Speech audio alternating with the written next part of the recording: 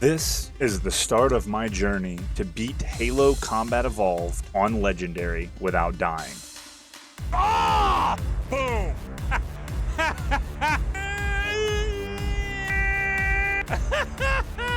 The first thing we need to address is how many levels we're going to have to get past and the best way to get past all of these levels. The first one that we're going to be going through is Pillar of Autumn. This level is very simple. It's pretty easy to get through. The only thing you really need to do is shoot people. Why is my so on fire that I can't shoot right?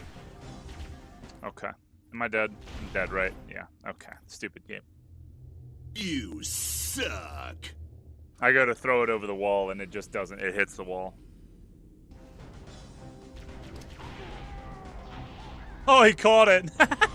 The grunt just ran by and caught the grenade I threw.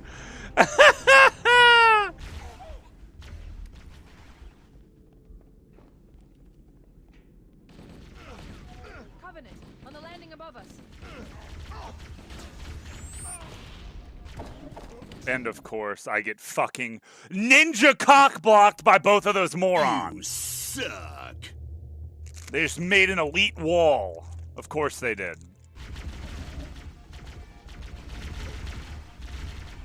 Fuck you, bitch! You suck. And that's why you go for the grenade jump.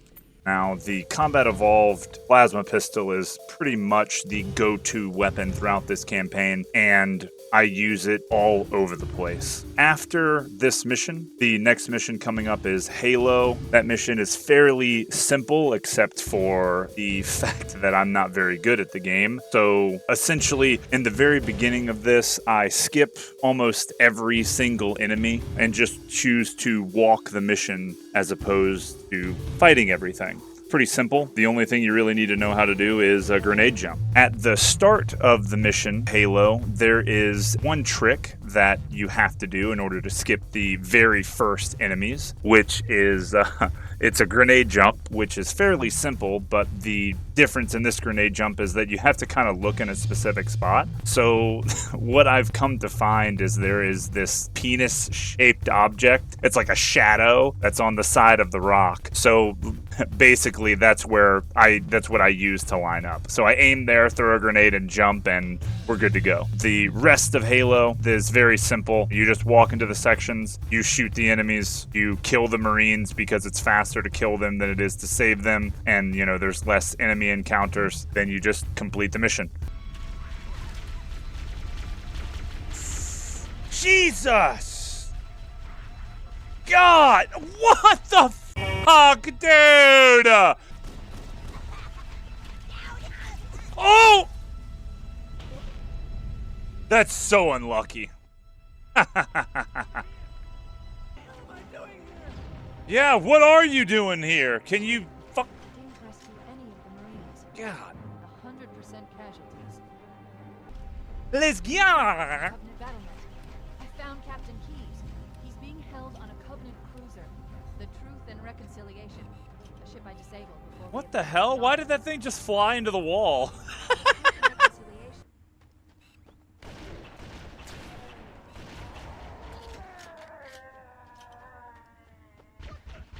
Why did it sound like that elite was just falling into a well right there? Oh!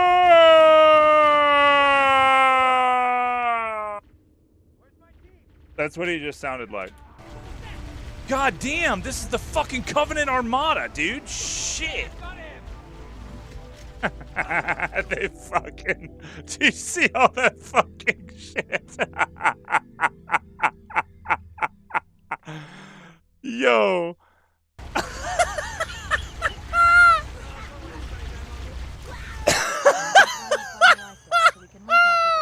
There's a specific order in the areas that you want to travel because the final area that you want to end up in only has one wave of reinforcements as opposed to the Sniper Canyon area where it's a bunch of cliffs. There's like 6 waves of enemies. It's very crazy that there's that many enemies there. So you walk the mission the correct way, you can get through it without having to deal with anything. Truth and Reconciliation is next, and that is the first mission where we've got a couple of wave fights, and then it's the first real trick in the game. It is a grenade stack, and I have a different appreciation for just how difficult Halo CE is, and the speedrunners of this game are absolutely nuts. Essentially, what the grenade stack is, you stack up a bunch of grenades, you pick up an overshield, and while the overshield is charging, you're invincible. Takes a little bit of practice, and you get to skip a large chunk of the mission. Oh, off the edge you go. Oh, bye-bye. Oh, I forgot about those guys. Ah! Whoop! Up! He's charging up his gun as he's falling off the edge. What are you gonna do with that, dude? I'm dead. Oh my god. Fuck off! God damn it!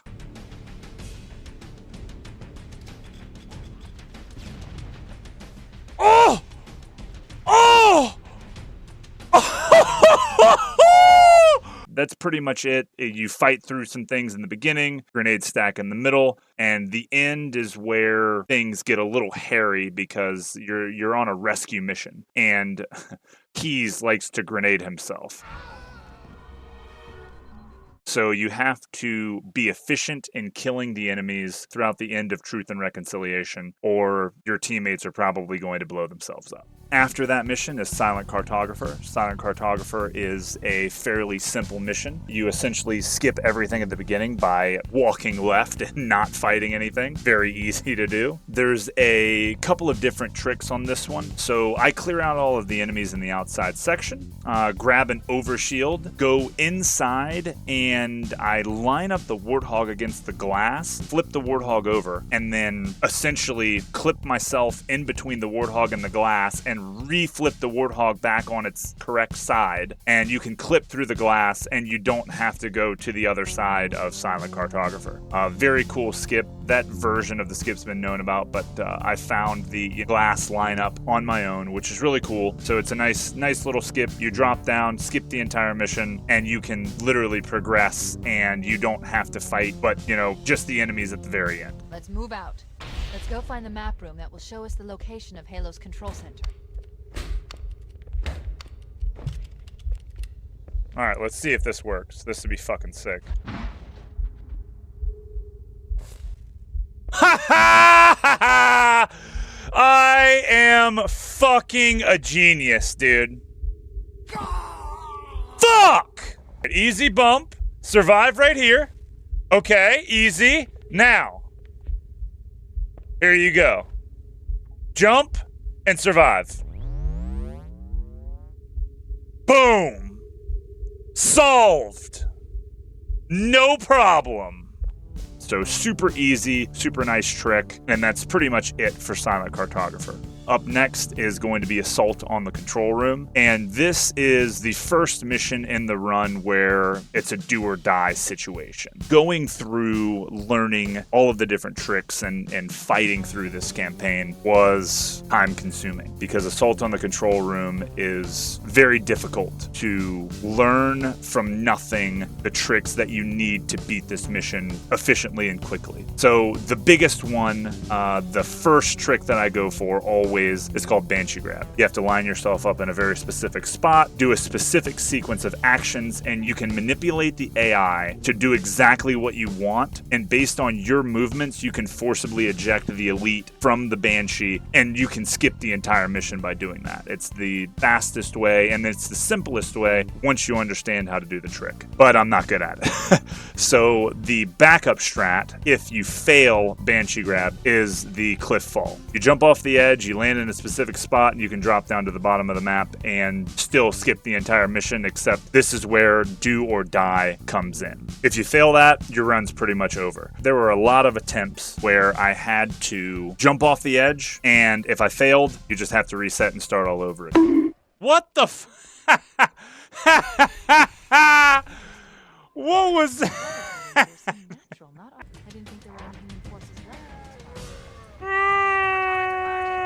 Bitch. Bitch. Oh shit. Oh shit. Oh shit. Oh shit.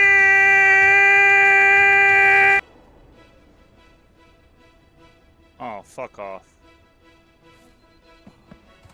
Oh, man. I had it. Just for a little bit longer, Starmine.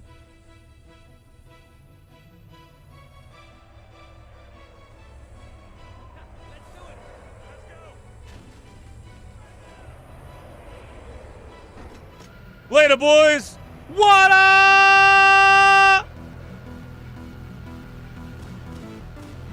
The entire point of this challenge is to get from start to finish in a single segment without dying. So you slide off the edge on accident, oh well, you have to start over. But for the most part, after you get that trick down, that's the first make or break trick in this run, is on Assault on the Control Room. After that, we come to 343 Guilty Spark, another big skip called Reveal Skip, and all that is that's short for the reveal room where you first meet the Flood. You get to skip that. You line yourself up against the wall, do a grenade jump, and with a few precise movements, you can get yourself wedged in between polygons and skip everything right there to just go to the end of the mission.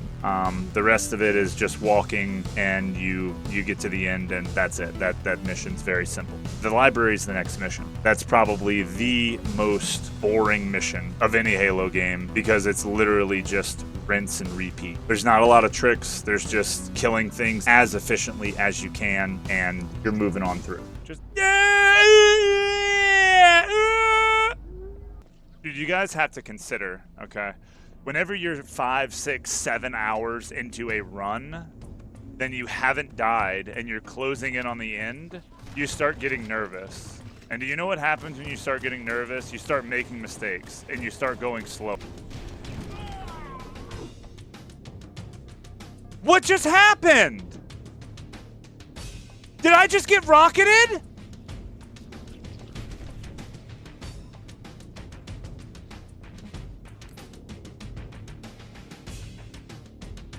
But where did he come from? I didn't even know there was a rocket launcher guy there. What? There were a lot of different variations of routes that were needed to take, or that I needed to take. Sometimes rockets was best, sometimes I used the Magnum, but overall, you just run through and try not to fall asleep. Haha.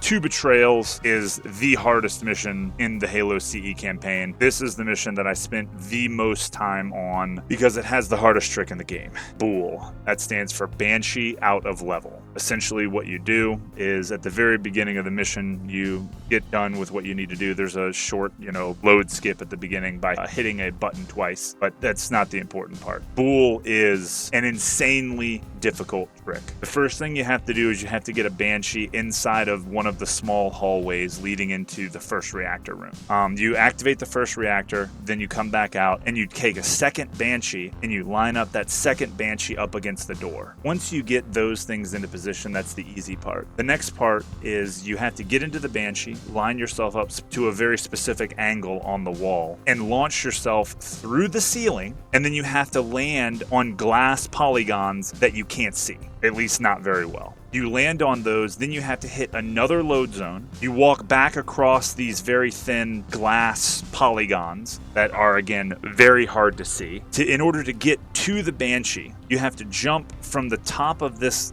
glass structure and remain out of the map. So you jump from there right back next to the door that leads to the Banshee that you're trying to get back to. And you have to land on this ledge that is about the size of one of Master Chief's feet. And then 2 things can happen here. If you miss this, on the right-hand side, for instance, you fall to your death. If you miss it on the left, you get another opportunity, but you have to go and launch yourself back out of the map again and land back on the top of that glass polygon that's like impossible to see whenever you're flying through void space. Very, very challenging skip. The hardest skip in the run. Essentially, once you hit that skip, you can skip the entire mission.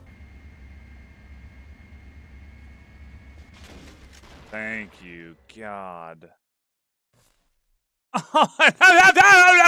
Well worth it. It took me almost 8 hours to go through, practice, and learn how to do Bool. It was insanity. But once that's done, you know you're on a run once you get that done. which is actually kind of crazy considering the fact that that's at the very end of the game. But that's how it goes for make or break skips. The rest of the game after that is fairly easy. Keys is the next mission. So the keys bump, essentially you skip the starting cutscene on a specific frame. Takes a little bit of practice, but you can almost always guarantee yourself a reviver flood. You clip through a wall, you kill a few enemies, run past a few enemies, kill a few more, and that mission's over. Wait a minute. Is this the right way? Why do I feel like I'm going the wrong fucking way? Am I going the wrong way here? Pillar of Autumn. Let's go back to the shuttle bay and find Oh, shit!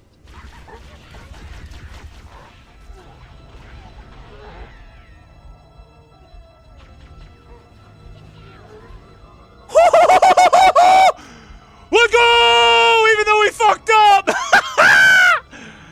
Yo, I'm out! I gotta go! Later!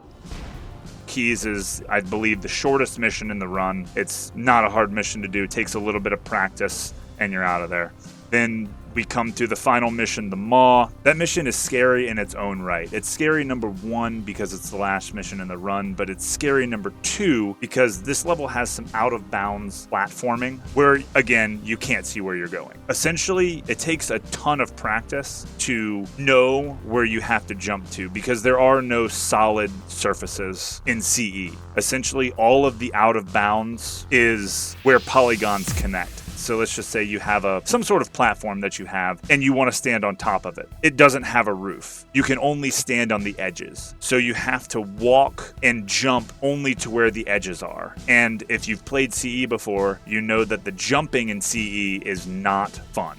All of those things together where you can only jump where polygons connect or on the edges, as well as delayed CE jumping, you can understand why it would be so difficult. Once you get out of bounds, you can skip a lot of the mission, but the problem is getting good at it. I probably spent anywhere from 2 to 4 hours on out of bounds platforming on the Maw. But once you get that down, you skip the majority of the mission, then all it is clearing out the reactors in the Warthog drive, and we are home free. I never said it's 100%. This is all user error. The map isn't moving. It's completely my fault. It's just hard to do. The thing is, like in a run though, I'll kill all the guys in there. So even if I fall in, I can still just do the standard mission progression. Oh my god. Dude, that's fucked, bro. That's so fucked up, man. Wow.